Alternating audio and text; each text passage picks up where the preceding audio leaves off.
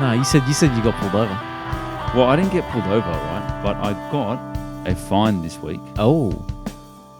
for jaywalking. Can you believe Get that? a load of this guy. Me, and shout out to Alex Anton if he's listening. Yeah. We were at Welcome to Thornbury on Friday night. We crossed the road to get into the car. He was going to drive me to my car, which was a couple hundred meters down. And we get into the car, and a police car pulls right up next to us straight away. Says, "Hey guys, we need to have a chat." Yeah. $96 fine for jaywalking. I could not believe it, man. I could not believe it. That's crazy, man. I was driving home that night, like in disbelief of just being taken advantage of by a cop like that. 96 bucks on the spot. On the spot. So he made you like bring out the card and. Well, no, it's not tap and go just yet. I don't know, man. They said, I've never been fined for jaywalking before, bro. Well, I hadn't either. I don't really. I'm the type of guy that will kind of talk up to a police officer a little bit. I'm not too like intimidated by them. No, fair enough. Bro, he gave us the whole. I'm going to ask you a couple of questions now, right? Oh. And I've got the cam on. Feel free to not answer the question, like that kind of legal thing that they give you. And he's like, "So why'd you do it?" Like that. Is that how he started? Like that. So why'd you do it? As in, like, they're making us feel guilty for crossing the road, bro. It's 12 a.m. on a Friday night, and there's no cars on the road. That's crazy, man. Bro, it's high street changing. It's not. I didn't run past the Dingley bypass where there's like 6 lanes, bro. Yeah, no, I was just there. I just crossed the road like a normal person. I know. Like, what are you gonna do? Go 20, 30 meters to a light? Well, apparently we'll close. Apparently that was the rule. I didn't know the rule, right? The light was close, but I just never even imagined in my life that would be something you consider, right? Yeah. And then some guys crossed in front of us while the police officer was talking to us. Like, see those guys moving in front of us. That's allowed because like it's unreasonable that they would go to the traffic light. I'm like, oh, so what's the rule? It's like 20 meters. I'm like, I look back at the light. I'm like, is that 20 meters, bro? So see, that's the thing. Like, he just saw other people jaywalk in front of us and allowed it. Like, they're obviously trying to meet their quota, but I was driving home so frustrated myself and not like contesting it further. You know how like you have all these things that you want to say, but you only think of it like after it's gone. Yeah, nah. How can you fine us for that, bro? That's crazy. That's my story of the weekend. I could not believe it, man. There you go. This must be what the AFL players feel like when they get fined for swearing and stuff. You know Yeah, that's umpire dissent. It's like, mate, I just said the F word, man. You know, like I wasn't that polite to him. He's like, why'd you do? I'm like, I don't know, bro. Like, because why'd the chicken cross the road, bro? Anyway, Did you actually say I that? didn't. I thought it. If you go back, you'd be like, why the chicken cross the road, bro? I thought about that. I thought about saying it, but I held my tongue. I don't know. Yeah, no, fair enough. Look, it's a high pressure situation. You know, it's been a high pressure week of footy this week as well, man. It has ANZAC Day weekend. ANZAC, exactly, man. You know, a couple of high stake games. Yes, yeah, and it started oddly enough on a Wednesday, which is so uncomfortable, man. I don't get, like, do we really need the pre-ANZAC Day game? I think Wednesday, Thursday we've talked about now being a thing. I'm fine with. Yeah. Wednesday's too early, bro. You might as well just have footy every night, man. Basically, yeah. Like, I just don't get the idea with, maybe it's because day before a public holiday. Yeah. Because people can go home and watch the footy. Yeah. And then, or they can go to the game even. Yeah, true. I don't know, but yeah, I don't know. I'm Wednesday, you're right. Too early. Not good for Supercoach. Not good for me. Terrible for Supercoach. But the other, like, spreading out the games even further, it does make it seem like a long weekend of footy. Like, that match seems like a while ago now. Oh, no. I can't even on a Sunday night. Wednesday, what happened in that game? What did I have for breakfast, bro? Yeah. I mean, who knows, man? But yeah. Bit of a snooze fest, though, of a game. Yeah. Nah, not a fun one, man. Not a fun one. The only good thing was, like, you know, Max Gorn VC for everyone.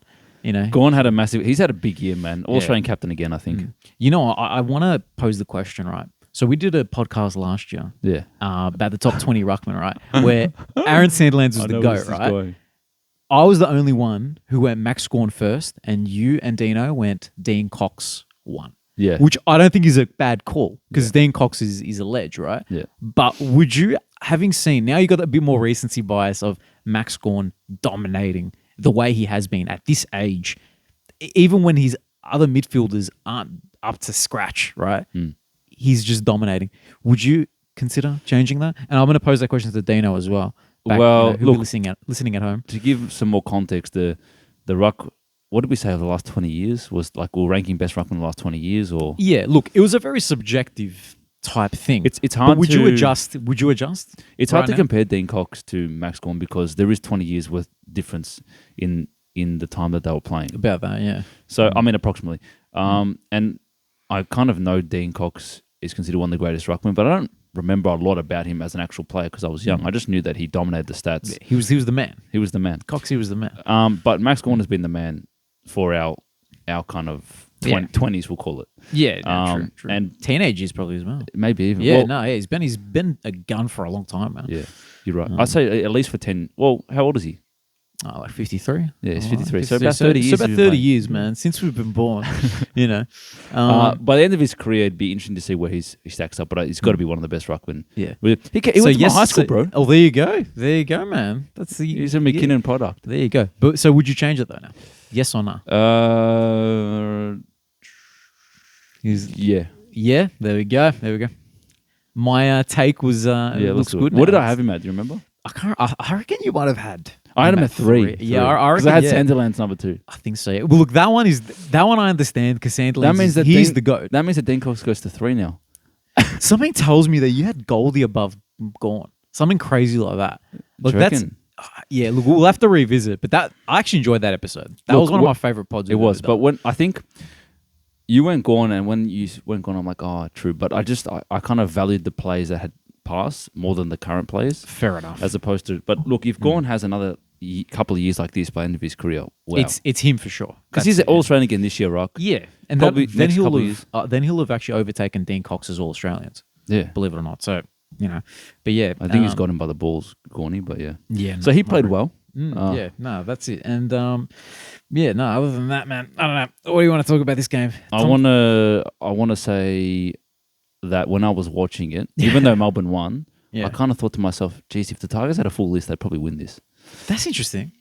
Yeah. So it was even at half time, Hopper got injured. I've got their injury players here, right? So Hopper, Taranto still out. He's out. Bolter, Judson Clark, contentious whether he's best 22. Gibkiss, Lynch, Prestia, Jack Ross. I don't know how good Jack Ross is, but he's there. sold. He's sold. Jaden Short, Taranto, Hopper. So I'll count them. I'll get rid of Clark and I'll get rid of Ross, right? Yeah. So 1, 2, 3, 4, 5, 6, 7 of their best 10 players are Yeah. not playing for Richmond. So you know what? Look, I think it at least becomes a competitive game at that point. But With all those in. They've been competitive this year, Richmond, considering how many injured players they've got. I think if they had a full list of players, which no team ever has, right? But if they had a pretty full list of players, they'd be fighting for top 8 spot right now. So you could almost say... I reckon they would be in that they'd be firmly in that middle pack. For sure. I reckon they're from 8th to 11th. What would that be? Yeah, that's Higher. fair. That's fair. And you know, in this game, they only really started going poorly in the second half. That's so right. they did match it in the first half. So I get what you're saying. You know, that's what obviously you they're need. smashing, but I'm watching it and I'm like, geez, like both teams look terrible. But look, Melbourne got the win that they needed. They kind of move on.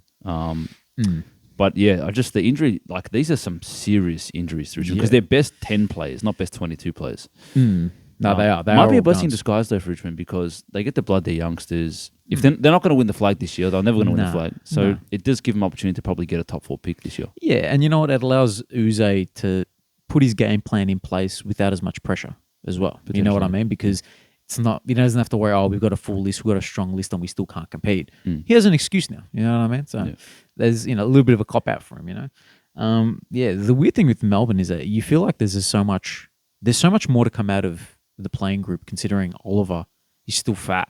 He's and fat, his finger bro. hurts. Yeah. You know what I mean? So like he's, so he hasn't quite, hit the straps yet. Even Track didn't have his best game either. He's had a couple, like when we say bad games, like they're getting 20 possessions, but they're just not the dominant displays that they're not 30 plus a couple of goals that they do every week last year. Exactly. There are games where like Petrarca looks untouchable. Yeah. Like he gets every hard ball get, and like every goal assist goes through him, and you're just like, what are you going to do? But he hasn't quite hit that this year. But look, I think if you're Melbourne, you're top 4. I don't think you worry too much. To be You're honest. plugging away. Yeah. I reckon we move on to let's the move on, bro. that was I feel like we did pretty well speaking about that shit game for that long. Anyway, we move on. And yeah, the draw on Anzac Day. Can't get closer than that, mate. I know, yeah. I think that was the first one since the 90s or something. So yeah, look, I think Collingwood, they stole that, to be honest with you. Look, fast start from Essendon. They had 4 goals to Collingwood's 4 touches. That's mental. That's straight out of the middle goal, straight out of the middle goal, straight out of the middle goal. One of the touches was Isaac Quainer like kicking it off his boot out of bounds as well. So that is complete dominance. And a slow start from Collingwood 2 weeks in a row. Yes, because they got smashed by Port in the first quarter. But I feel like they did that last year as well. Maybe not that. Maybe they didn't start that slow to that extent. But yeah, they're always a comeback team. They're a work. They need to be behind, man. They need some motivation. Yeah, they need to be the underdog. They like the underdog story. You know well, they're not the underdog this year. They're premiers. Yeah, exactly. You can't look. They have to put the underdog story to bed. Yeah, you know. But yeah, they worked their way back into the game, and it was a bit of a slog all the way to the end. Langford misses a shot at goal to put him in front, but gives him a point. Yeah, Myercheck kicks a couple of goals out on the full, close. A couple of missed opportunities. Sus. He was throwing the game. Maybe. Hey, you heard it here first, man. You know, he's going to be laid out next week for match fixing. Whatever. Maybe that's part of the that'd be wild. The drugs thing. I'm waiting for like a match fixing thing to come out from umpires or something. Well, you know what? There was one in the NBA, and the dude got banned for life. His name's Jonte Porter, right? Yeah. Mid player. I'd say the equivalent for the AFL for Jonte Porter would be like a key forward who's fringe. Like we're talking maybe like Lachlan Keefe type guy. You know what I mean? Okay, that type of player. So no one really cares. But dude made about 30 grand making bets when he made 10 million in the NBA. How crazy is that? Like, bro, what are you doing, man? But anyway, so I don't know who's going to be the Jonte Porter. I'm waiting for it, man. But hopefully it's someone forgettable. Like maybe it's hopefully imagine if it was someone amazing like Dacos. Oh, bro, ended his career. Don't say that, bro. Don't say that, man. I want to see that full Nick Dacos career. I want to see the GOAT career. So do I. I mean, you know what I love about Dacos? When he takes a shot at goal, right? And the second he leaves his boot, he puts his finger up as if he's kicking. Because it's so sweet. He kicks it instantly. He's turned his back on the goal. He knows it's going through. You know, that's another basketball thing. Steph Curry, right? You've heard of Steph Curry, of course, right? He takes a shot, right? And walks away. He walks away. He turns to the bench. You know what I mean? That's crazy. So yeah, the Dacos is the Steph Curry of just like Graham Myers is the Messi of AFL. Yeah, see that I hate that comparison, bro. I hate it, bro. He's not the GOAT. He's not the GOAT. But anyway, look, there was some chatter during the week, right, about a draw game, the extra time debate, basically. I don't agree. I'm not for it. Look, I'm glad you said that. Do you have reasoning? Because I do. Oh, give me your reasoning. All right. So, and this is something that I saw. This was a shout out to. It was that show that Adam Cooney's on. No. Yeah, there was a show that Adam Cooney's on. And I know that he's on one. I don't watch it. I don't watch it either, right? But it popped up on Twitter, right? And I didn't even watch the video. I just read the quote, right? Yeah. And it was the chick that he's with. I don't know who it was. I can't remember. But basically, the idea is, right, if you know that there's extra time available and it's a draw, you have the possession of the ball. Why are you going to take the risky, into the middle kick or, take the game on where you can just hold that off and wait for extra time? That's a good point. Especially if you're the team with the momentum. Yeah. You know what I mean? You can be like, oh, we'll hold off. And then we're going to overrun them because they've got injuries. They've got this, they've got that.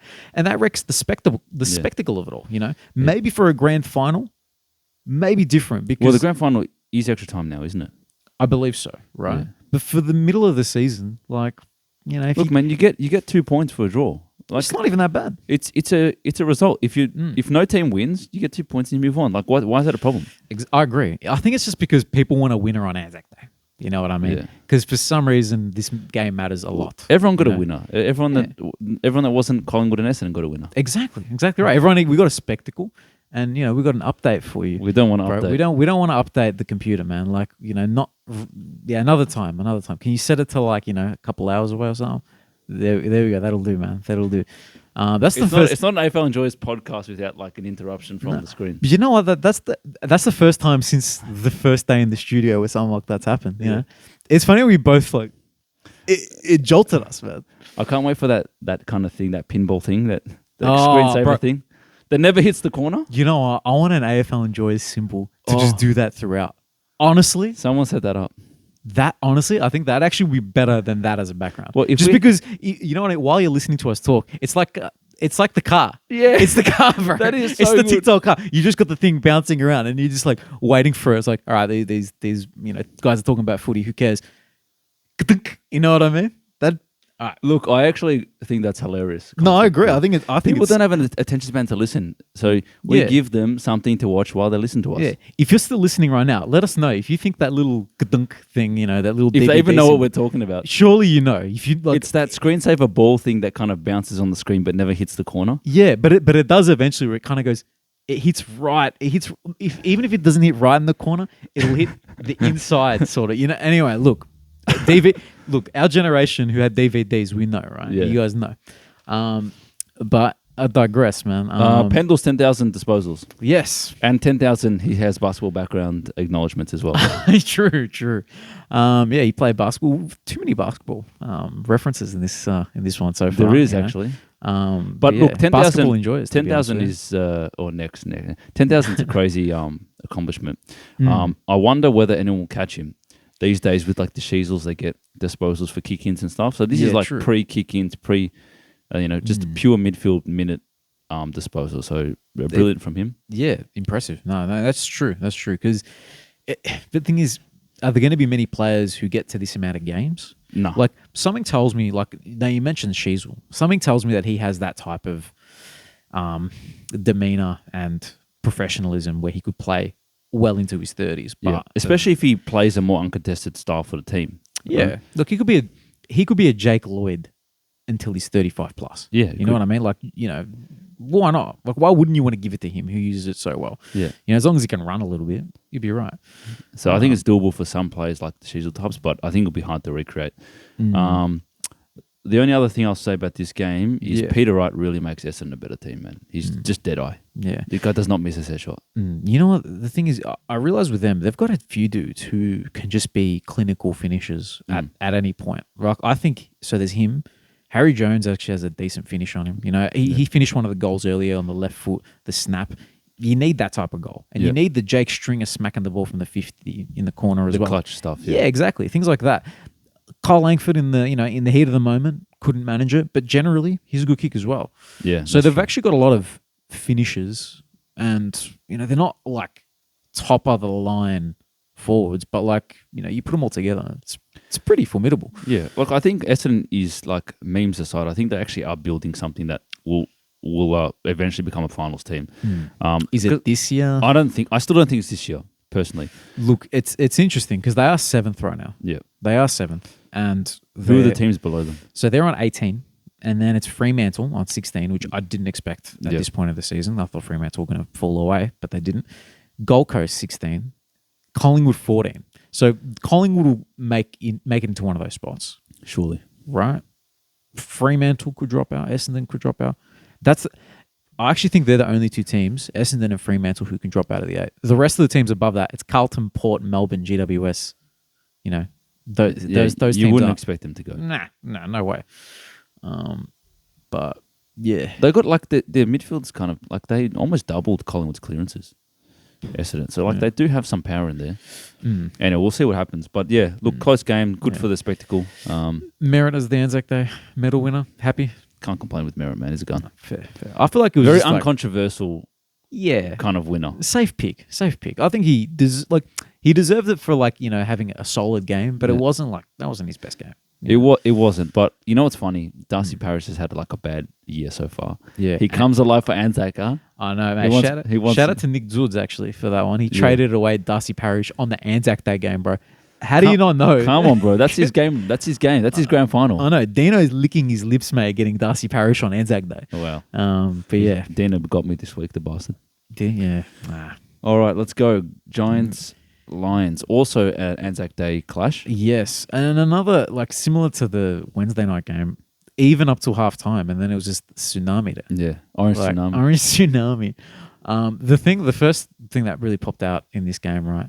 Zach Jones, bro. Yeah. How? He's the new sorry, helmet not man. Zach Jones. Zach Jones. Not Zach. His name's Darcy, I believe. What's his name, man? Darcy Jones. Darcy Jones. Darcy Jones. Darcy Sorry. Jones. Not Zach Jones. Zach Jones. Who's Zach Jones, bro? Zach Jones is for the Saints. The Saints, yeah. He sucks, right?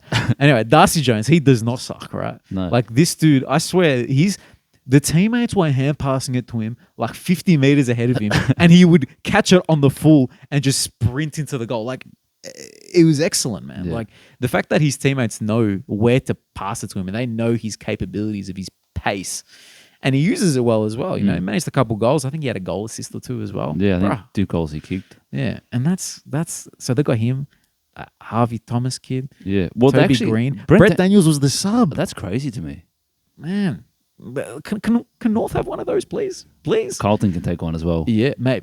Brent Daniels is the one I think for you guys to try to. Bro, why would? But he's been playing well. I don't know why they'd sub him. They just got To so give, many to options. give the kid a chance, I guess. I guess so. Like, you know, and look, he did his job, man. He did very well. So, you know, can't blame him. I think one of the deciding factors of this game was the fact that Big O was out. So Briggs had the upper hand on what's his name? On Darcy Fort. That's it. Yeah. Darcy Fort. Yeah, no, he dominated clearances like he usually does. Yeah. And look, the Giants looked pretty damaging. I thought that Brisbane's defense really held up early. Harris Andrews was incredible. Yeah. Oh. And he really taught Cabman a lesson. So that was a good learning curve for the kid. Yeah. Like, yeah. Cabman can beat hard, but he got smashed by Andrews. But as you said, like, third quarter comes in and, you know, from there, just Giants just smack the shit out of Lions. Yeah, there's always like, they have like 2 or 3 plays per round where it's just like ding, ding, ding, ding, ding, ding from half, from like that, those transition goals. Yeah.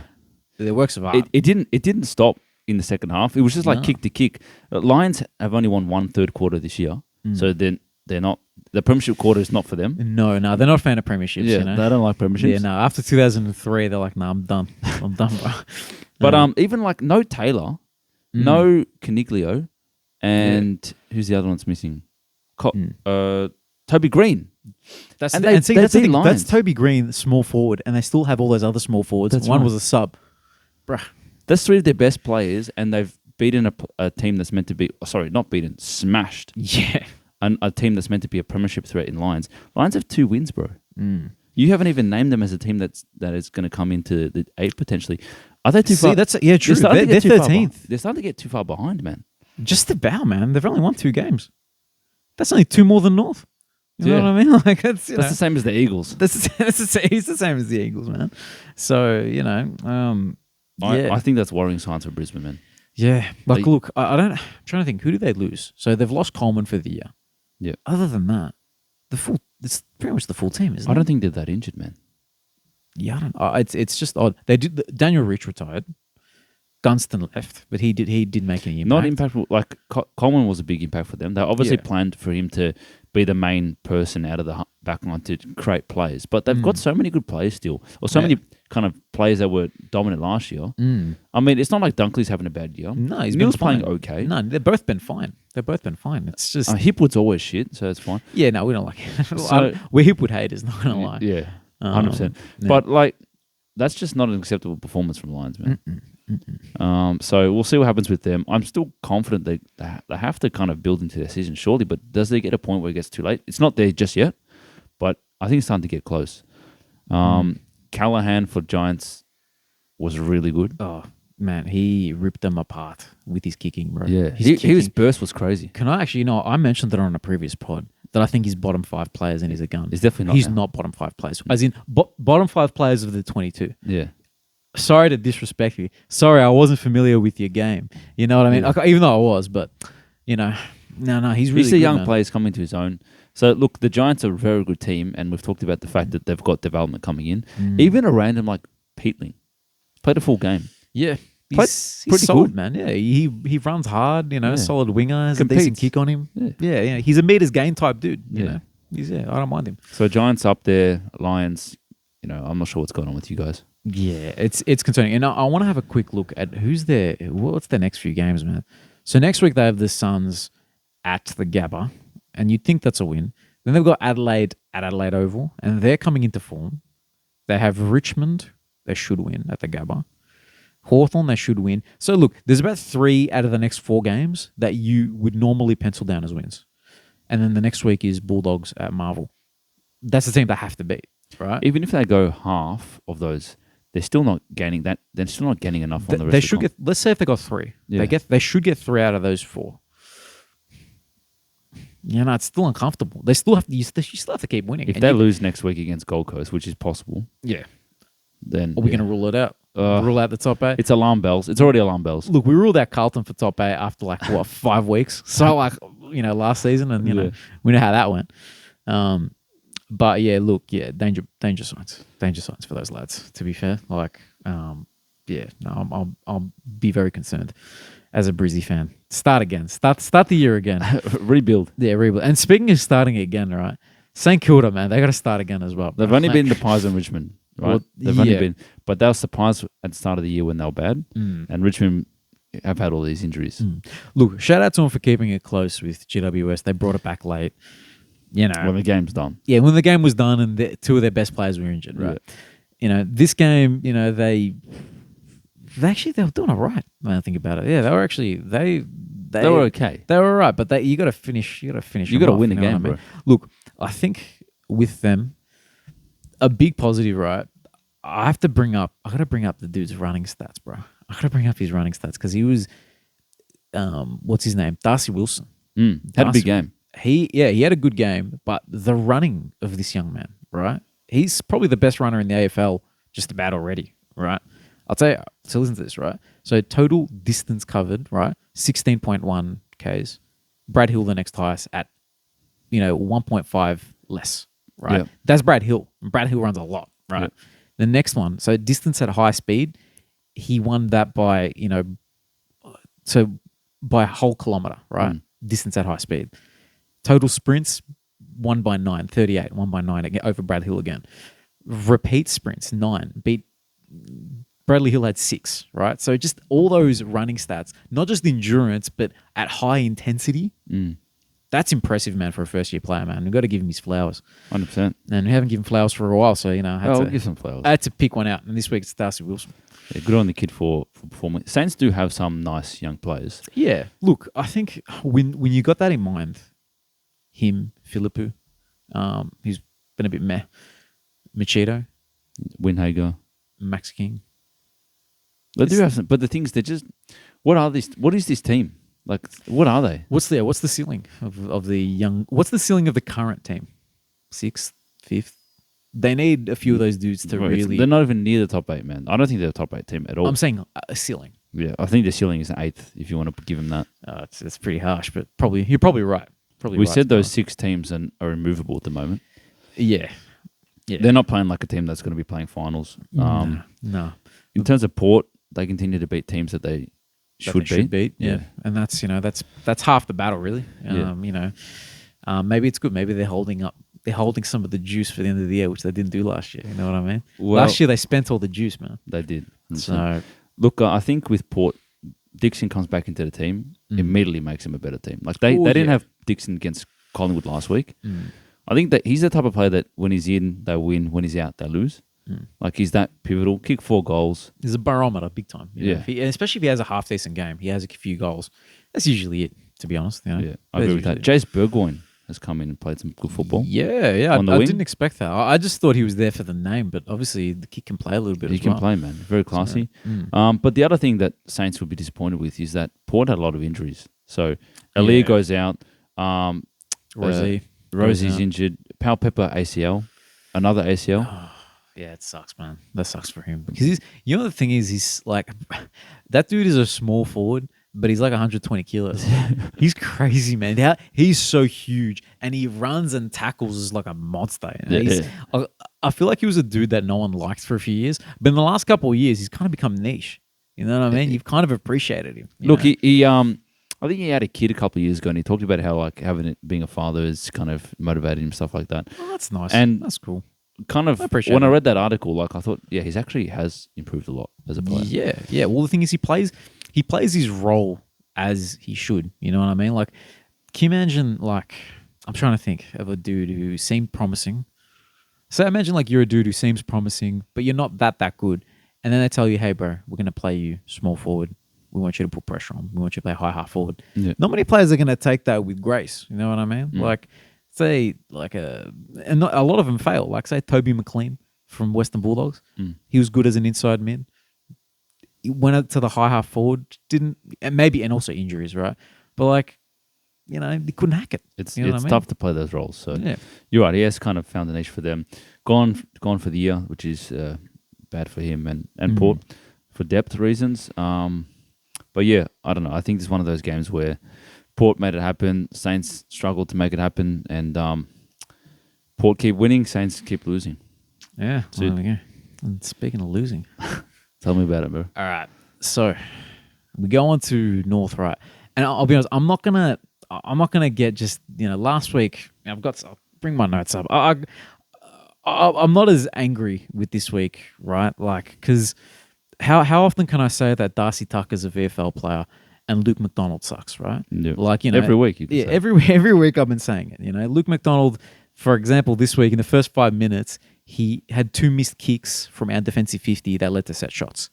And I don't think either one of them was a goal. Yeah, but regardless of that, crazy. that's a bad sign. How are you going to be like a Hardeman who has his debut and you're watching that and you're a better kick than Luke McDonald? Yeah. You know what I mean? And all those young dudes made mistakes as well. But like I can't blame them. You know what I mean? Like they're young. You're meant to make mistakes. I'll talk my other disappointment with him. The last player who disappointed me, that I'm gonna mention, Will Phillips. Yeah, like I think he averaged 3 disposals per the 3 quarters he played, something like that, as an inside mid.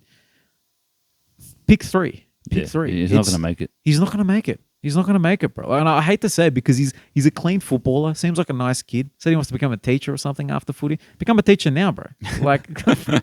It's sad to say because I have hopes. I had hopes for this kid. You know what I mean? Yeah.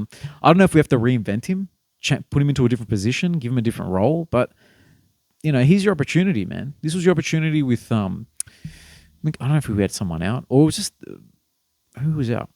I can't think of who was out, but we had a couple outs. He comes in. This was his chance. We moved Tom Powell out of the centre bouncers to put you in there. Tom Powell was playing forward. There was no point of that. There was no point. The only thing I'll say that was good for us, right? Kicked 5 goals in the last quarter. Cool. At least they didn't give up to an extent. The Luke McDonald positive is he actually mentioned in a quote that as leaders, we're not doing good enough. I'm glad that there's at least some, what's the word? Acknowledgement. And, they're not, they understand where they're at. You know what I mean? They're not oblivious to the fact that they're sucking right now. Yeah. I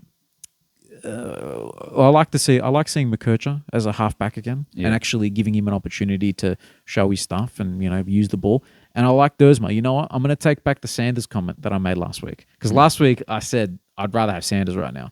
Now after that, honestly, I take it back. Dersma, as a forward, you can see he can take a few marks. He's one of those dudes who can come in from the side. He can take a pack mark, and he's skinny as, bro. He's got long arms. He had a few goal assists, had a couple goals.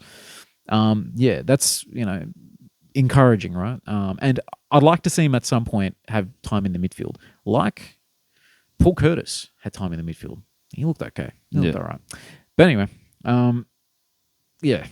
tough times as a North supporter. It's I'm clutching at straws for things to keep me watching games. Yeah. If to be honest, without the pod, I probably wouldn't watch the games. Yeah. Like, it's just disappointing every time, and it's just frustration. But anyway, it's interesting that we thought, like, I actually kind of in my mind thought that North was going to win this game before. Same. Well, there goes They the lost by gauntlet. 57. There goes the gauntlet. You know what I mean? So that was probably a bad pick in hindsight. Look, it was a bit of fun. It was a bit of fun doing that, But I did think we were in for a chance. I thought you were in for a chance, man. Obviously I disrespected Adelaide massively. Sorry, it wasn't. They've got a sniff now, Adelaide. They got a couple of their players back in mojo. They do. Look, Dawson started playing all right. Well, they all dominated. Yeah, they all did. This is one of those games where everyone got a piece of the cake. 100%. What's it called? Saligo has his solid game. You know what I mean? Yeah, Rankin's dominating this year. Yeah, he had a good one. Laird had his best game of the season. Yeah, 13 clearances or something like that. Back to his kind of inside beast mode. That's how it should be, to be honest with you. I don't really get the idea of playing him in any other position, to be honest with you. Like, he's an inside mid and he's a gun, undisputed. You know what I mean? I think, let's just have a little look. Where does that leave him, that win? Where does that leave him? Where are they? Adelaide. 12th. They're 12th on 3 wins. They're still 3 games out of the 8. So, look. They just got to keep winning, man. Like, that sounds obvious, but if they can find wins, a couple of unexpected wins, they're back in the race. Yeah. Which is crazy because of how far back they are. Yeah, no, But if we're exactly, considering Brisbane a shout, well, they've won more games than Brisbane. No, I think they've got the same.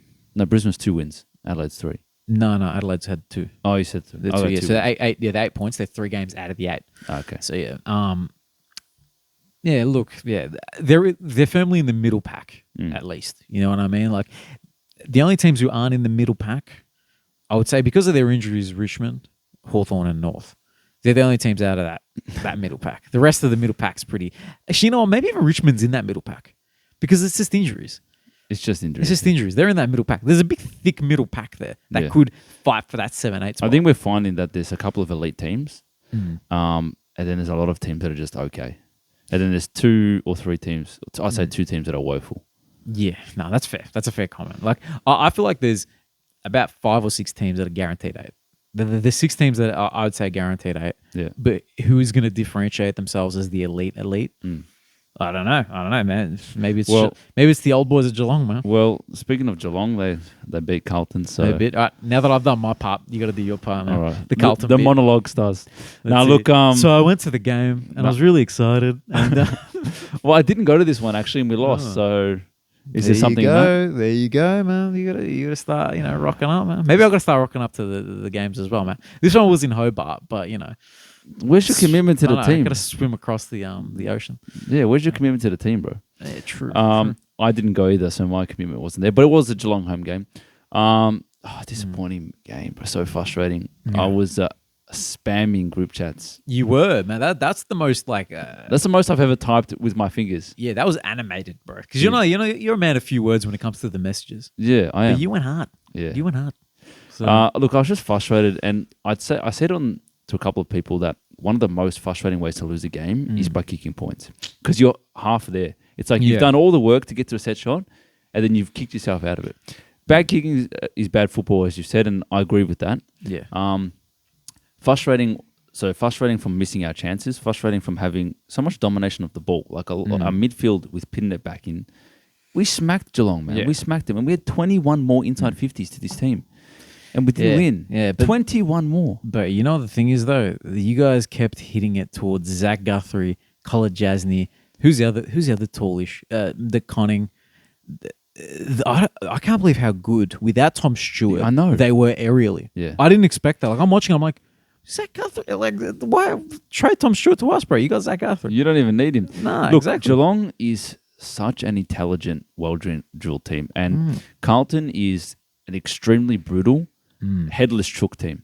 You just mentioned how we've got 2 of the best forwards in the game, but we just kick it to Charlie Curnow 1v3. He's good. He's not that good, bro. He can't 1v3. Like, so let me give this a little bit of context, right?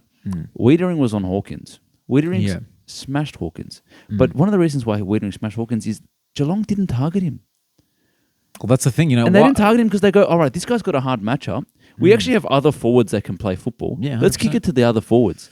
And the ability to transition the ball so cleanly from Carlton's forward 50 to the back line and get free plays everywhere, like that, they killed us off the turnover. And we've got all this ball, all these inside 50s, bombing it to Charlie Curnow or Harry Mackay to a pack is so low percentage, bro.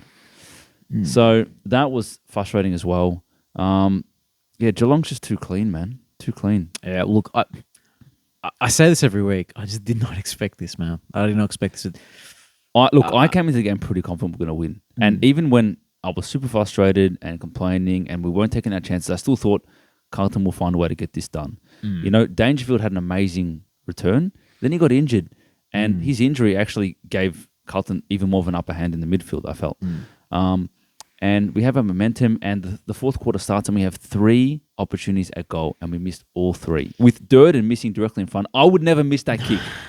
Put me in front of the goals, I would kick that behind my head. It's so... I get pressure, but come on, man. You're a professional footballer. Just kick it through the sticks, man. You've been through this situation before, though. You've had so many pressure games already. You're Carlton. You guys had... Every game towards the back end of last year was hard, and you guys managed it. Why is this any different? It's just like shouldn't be pressure. Put it through the middle and we're on. I reckon we win, right? Because it was like a couple of points at that point. And then the umpires pay this ridiculous 50 right? And we'll get to the umpires next. And Dino's gonna fly through the table and start complaining about the umpires. so they kick a goal off that, and momentum swings, and they kick the next 4. Yeah. And then in typical Carlton fashion, they give us hope again by kicking 4 goals in like 10 seconds. Akers with 2 heroic goals. Akers is like a last. He's such a hard runner that when it comes to last quarter, he's just running harder than everyone else, and he's tough. Anyway, we kick these goals. We're back in it. It's like 9 points with 4 minutes left, or 12 points. Like shit. If we do this, it's the best comeback ever. And obviously left it too late. And then the umpires impacting the game. I'm not going to blame umpires for that loss, but boy, they made it difficult on us. Yeah. What's with the holding the ball, man? I don't think we got rewarded for 1 tackle inside 50. And you know it's bad when Essendon supporters on fan footy are saying, geez, Carlton are getting a bad rob. Like, that's crazy. So, look, umpires did us no favours. I don't understand what the holding the ball thing is. Look, the thing is, they've changed the rule that we all... And they haven't told us about it, but they've changed the interpretation. Umpires are looking at something different to us. Yeah, and it sucks because there was never anything wrong with the rule. And I've said this so many times. It's the best rule in the game. It is. And you're stuffing around with it. Yeah. So, look, that was super frustrating. Umpires didn't do us any favours, that's for sure. But, again, I can't blame them for the loss because Carlton had so many opportunities in front of goal and they couldn't convert. The last thing I'll say about this game is, I've said it before, Carlton has a couple of unbelievable talls, but their smalls are so bad, dude. And we do have a lot of injuries at the moment, and some of our really classy half-forwards, like the Jack Martin, we say Jack Martin never plays footy, but he played the full second half of last year and was a key reason why Carlton ascended.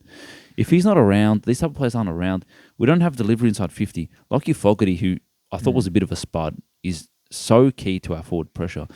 These forwards like Owies and Durden, they're just not good enough, man. Like you have so many entries and they just don't do anything with it, and other teams walk the ball out of our 50. So for Carlton to become a premiership threat, they've got so many good aspects of their team, right? When they don't have injuries, they've got a great defense. Their midfield is just so powerful. Yeah. Their tall forwards are brilliant.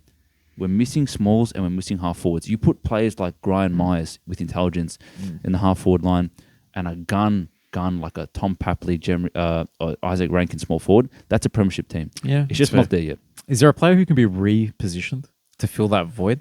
No, we're waiting for Mollop to come back, and he's not elite, but he's got the class at least. Yeah. I still think they need to be targeting hard at trade period for a small forward. Like I'd sell a first round pick for a superstar small forward in a Tom Papley.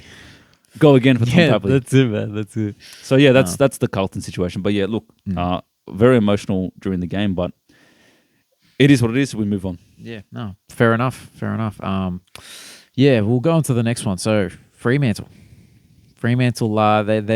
they brought it, man. I actually enjoyed this game. I enjoyed watching Fremantle. And that's not...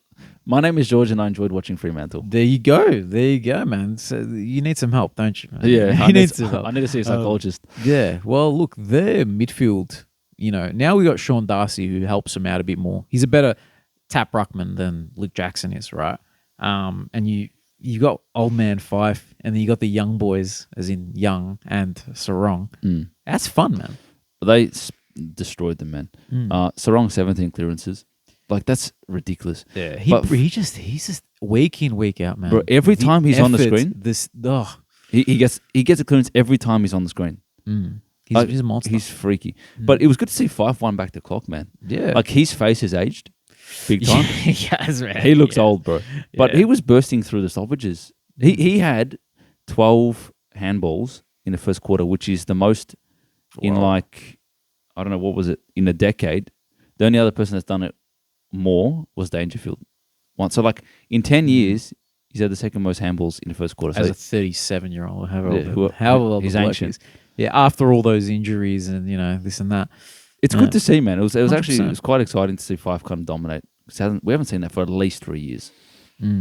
Yeah, no. Look, it's still. I feel like he's just that bit slower in the way he plays. Definitely. Like, I don't think obviously there's not the same burst as it was back in the day, but he shows that he has this footy smarts, right? That he can age okay as a footballer. You know what I mean? He's not just the physical specimen. Well, he's actually had a pretty good year. Yeah, no, he has. He has. It's been fine. Yeah, he's playing smart. Yeah. You know what I mean? The way he has patience when he gets the ball in his hand, not to just give the first hand pass. He'll give, he'll assess his options and then give the right one Yeah. onto the player who can kick it into the 50 or whatever it is, right? Yeah. So you can see the footy smarts, match up for how good a player is. You know what I mean? There's a reason why he won those Brownlows. 100%.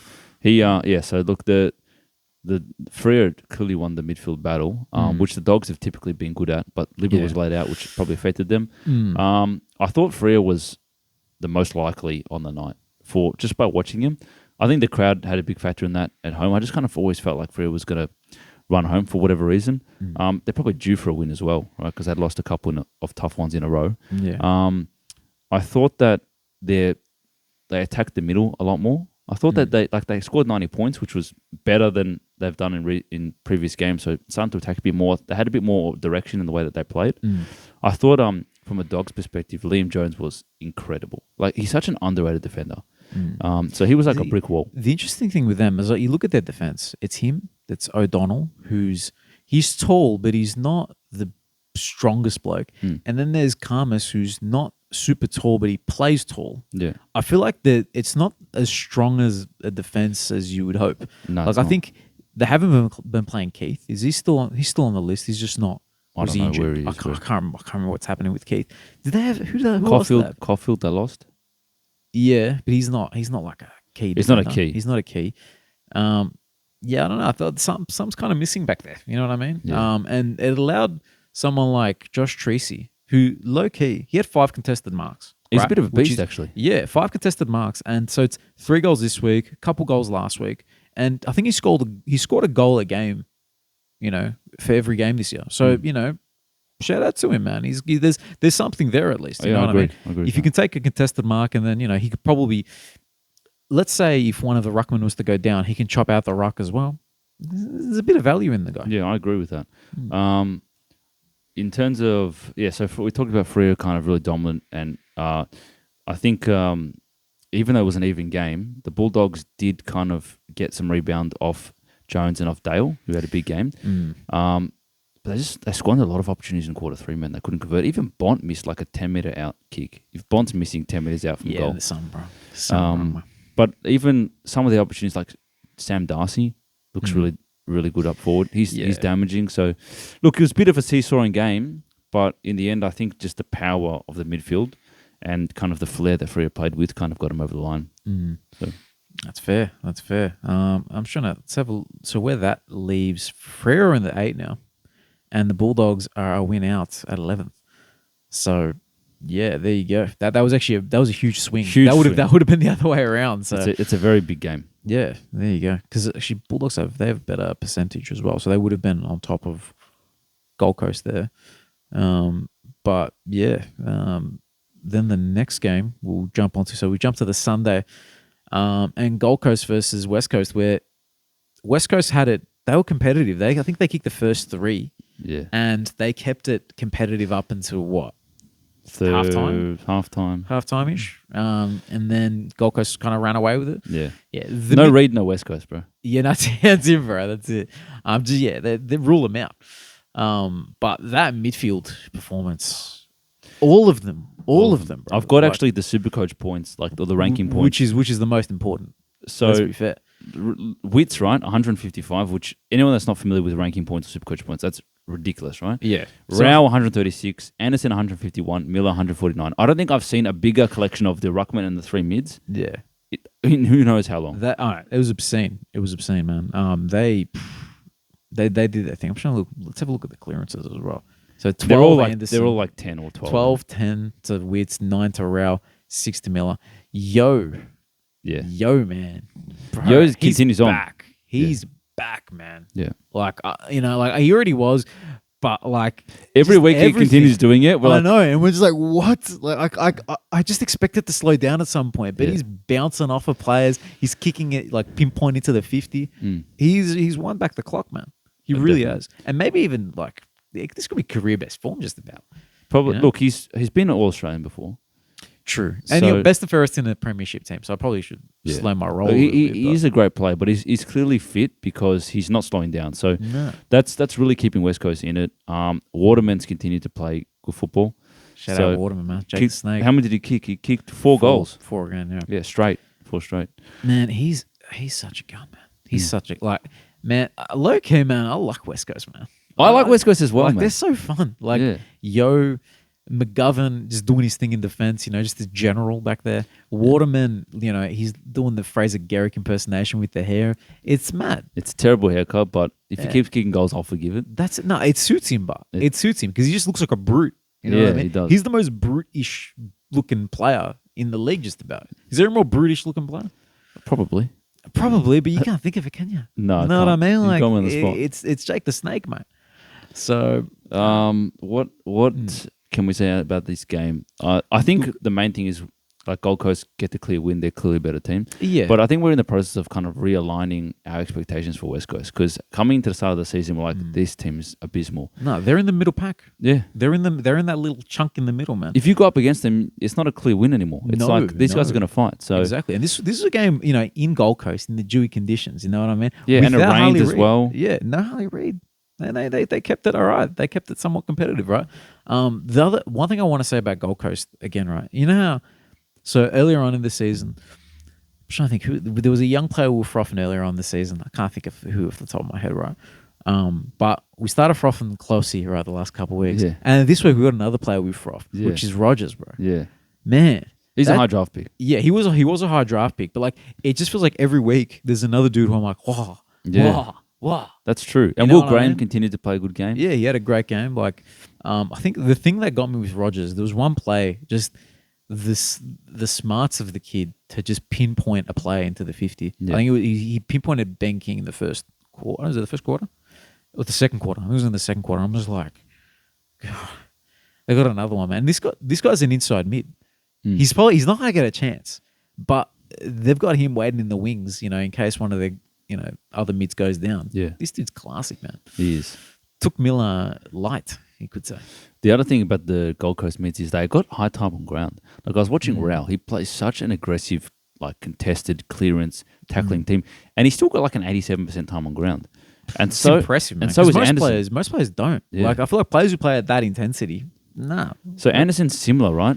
86 or something, what it was, something along those lines. Yeah. They're both really hard contested players.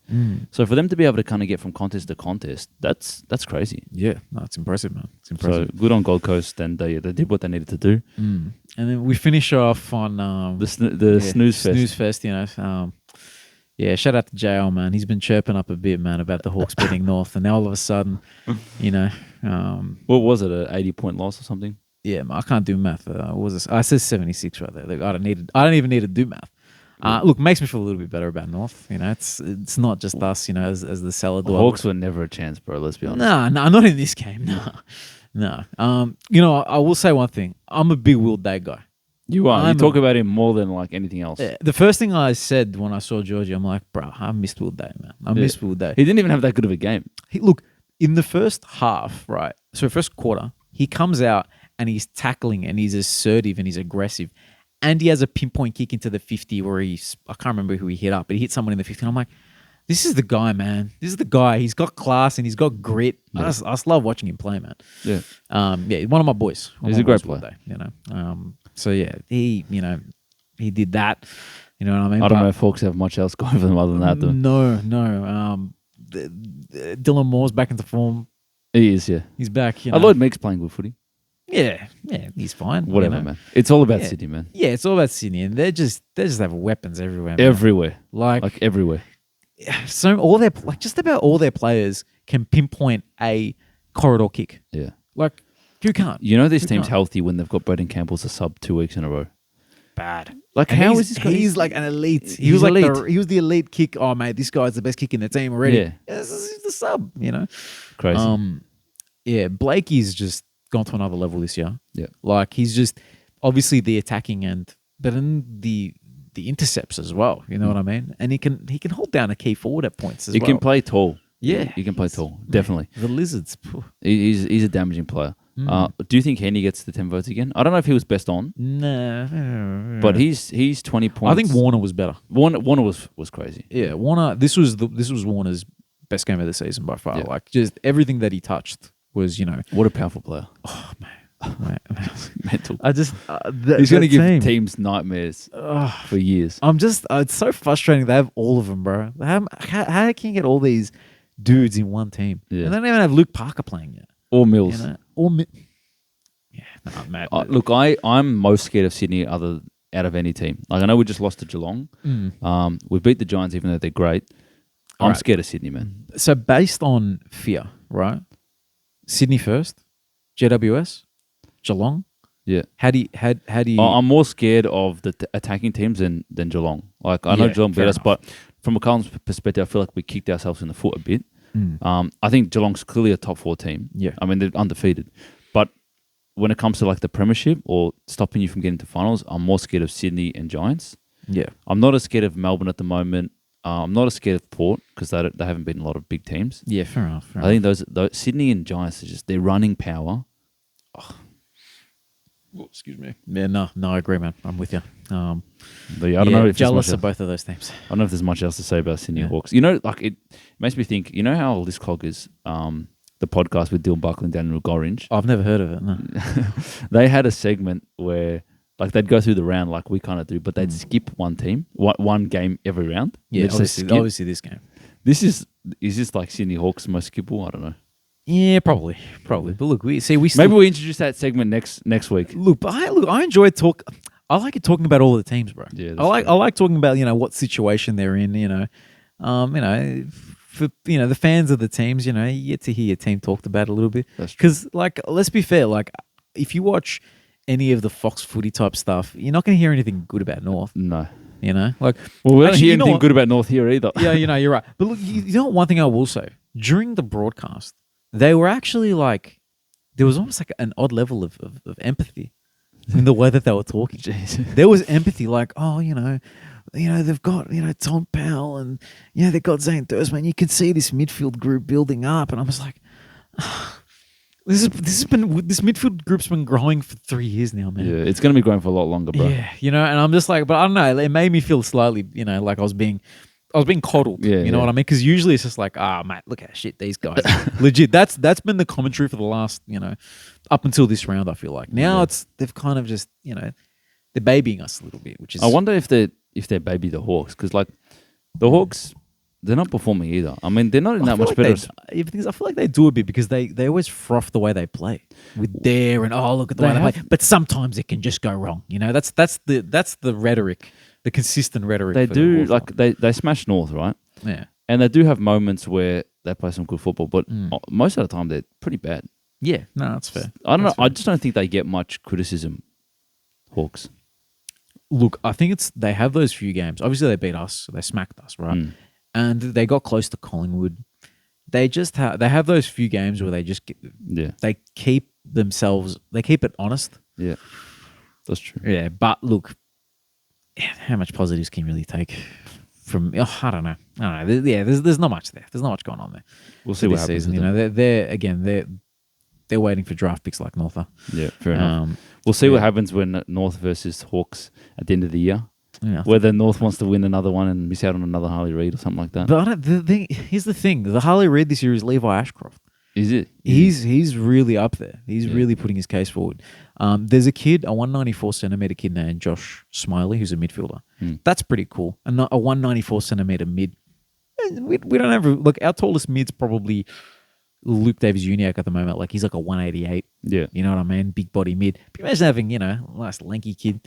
Why not, man? Why not? Put him in. Yeah, exactly. Because we've got small boys everywhere, bro. Wardlaw's like a touch below 6 foot. He's maybe a 181, 182. Will Phillips. He won't be there next year. He won't be there. Tom Powell, again, not super tall. Why not? Just chuck something different in there. What do you think the Hawks need? The Hawks. Yeah. See, they're probably more like us. We don't need a tall. We need tall forwards, right? Yeah. Do they need a tall forward? If Mitch Lewis keeps getting injured, yes. They definitely need another classy key forward, yeah. Yeah, One because developing. Chol, I feel like he's a placeholder type player. Yeah. He's solid. In a really good team, if he's the third tall forward, you're happy. I don't think he can be... I don't know. His probably absolute ceiling must be like the second best key forward on a team. You know what I mean? I don't think he can ever be the guy. No way. Yeah, so maybe if that's the case, if Mitch Lewis can't get it right, maybe you just try to get another key position.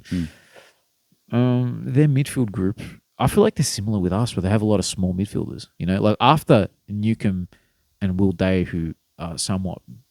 Newcomb's kind of like he's a bigger boy, like not height wise, but he's got like that strength to him. Will Day's relatively tall, and then it's just like Mackenzie's small. Warple's kind of small as well, but he's got a bit of grunt to him.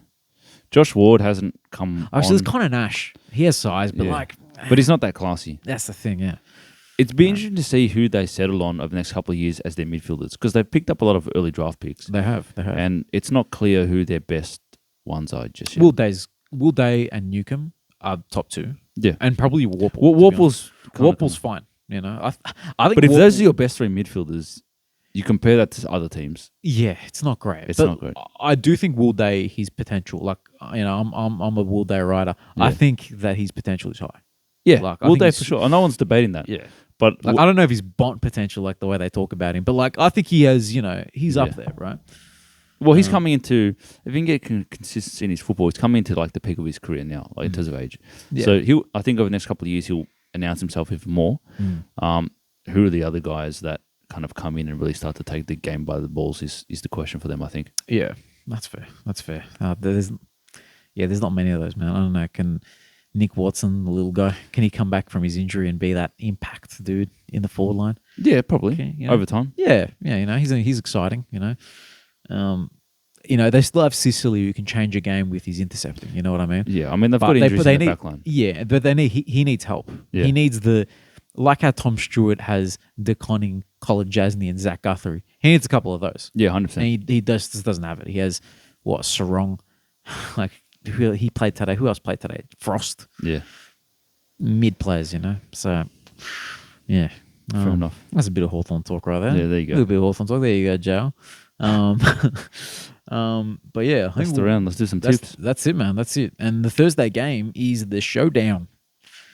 It's a Adelaide home game. I think Port. Yeah, same. Yeah, no, they're the better team.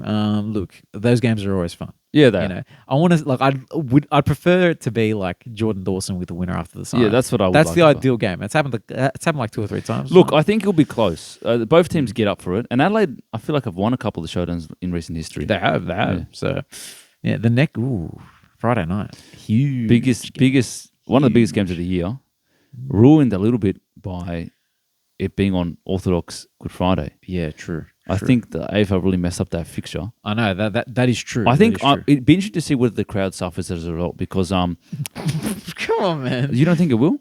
Half the supporters of Collingwood and Carlton are Greek, man. Bro, do you reckon? Look, I know there's a lot of us, bro, but we're not 40% of the population, bro. Look, there's a lot of Greek supporters that go for Carlton and Collingwood, man. Yeah, but the thing is, I'm annoyed with the fixture. I don't get to watch it. No, that's the thing. George is a good religious boy, but the thing is, not all Greeks are good religious boys. But so they'll go to the Friday is more of a cultural thing, man, as well, other than religion. So perhaps, yeah. No, you're right. We'll see. I'm not saying you can't even eat lassi that day. You know what I mean? There's no oil. Yeah, there's no oil. It's a obviously very strict day in Orthodox calendar. Yeah, there's a footy match between 2 Titan teams on that game. You'll be watching it at church, surely. We'll see. You'll sneak the phone. Come on, man. I'm sure the crowd will be giving us an update on what's going on. Yeah, no, fair. Yeah, true. There'll be people going, in the crowd. Yeah, randomly. Church, yeah. Crips, kick it. Cripper. I have no idea who's going to win this game, bro. Yeah, fair enough. We're going to go with Carlton as, for... let's back it. For solidarity, right? Yeah. Man, this round is mad, right? So it's Adelaide, Port, Carlton, Collingwood, and then Sydney GWS. Oh, jeez. This is a nuts round. Wow. Where is the GWS game? SCG. We're just backing the home team just because it's the home team. You need something to give you an edge. I don't really know who to pick. Is Sam Taylor back? I don't know. Is Cogs back? Is Toby Green back? Toby Green's back? I believe so. Yeah, because there's only one match, wasn't it? I can't remember. Look, I'm on you throw those 3 players back into the team, it makes Giants even better. Yeah. So who are we narrowing it down? I'll go Sydney. Done. We'll do it, man. I'm happy to go Sydney as well. Next game, St Kilda versus North at Marvel. I think I might be able to go to that. Let's go North, baby. Yeah, let's do it, man. St Kilda suck anyway. No, there's no way North wins that game. Yeah, no. I'm still because I do the editing. I'm putting North as the Okay, fair enough. So it's too bad. Bro. Whatever makes you happy, man. Yeah, thanks, bro. So Melbourne versus Geelong at the MCG. That's a nice game as well. Is it reasonable to suggest Geelong goes 8-0? They have to lose at some point. Yeah, they can't go undefeated forever. But look, they're pretty good. they are. No, I'm happy to go Geelong. And man. Jeremy Cameron is. We didn't even mention it. Like that guy's a freak. He's a robot. He's a robot. He's a robot. No, that's fair. That's fair. Like he's like legit. He's out of a lab. You know what I mean? He's like out you're of a lab. making like that's like the prototype key forward Yeah. / half forward / wingman / inside mid. He's everything. He could play any position. He's so physically like gifted. And he's just a clever, skillful footballer as well. Yeah. Next game, Optus Stadium against the West. So West Coast versus Essendon. I think we have to go Essendon. We got to give him some respect. No, we don't actually. We have to give don't? him respect. All right, we're going West Coast. Yeah, then, let's baby. do it. Come on, go. Harley Reid will be Harley back Reid this factor. game. There we go. He's the best.